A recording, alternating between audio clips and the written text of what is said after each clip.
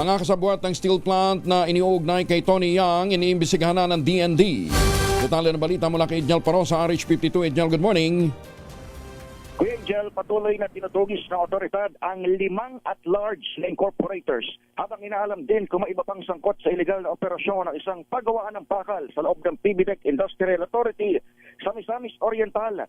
Palaisipan kasi kay Defense Secretary Gibot Chodoro kung sinong nagbigay ng permit sa steel plant gayong nahinto ng pagpapatakbo rito noong nakulong ang Chinese businessman na si Tony Yang, kapatid ng Duterte advisor na si Michael Yang.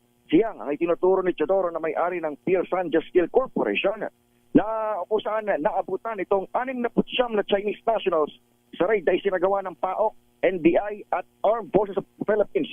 Sinalakay ang lugar dahil sa sumbong na pag-handle ng hazardous materials sa loob mismo ng PBDEC bilang isang GOCC. Nag-operate ang PBDEC sa loob ng lupa ng gobyerno pero labas umano ang DND sa kung paano pinatatakbong kumpanya.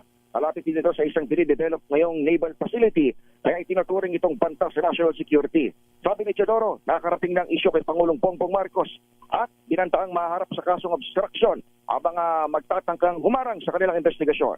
Pakinggan natin ang DND Secretary. Binabalaan ko, alam na ng Presidente itong operation na to.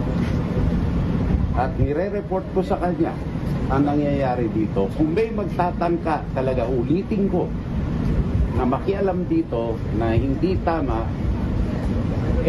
kakasuhan namin ng obstruction of justice at kung ano-ano pa.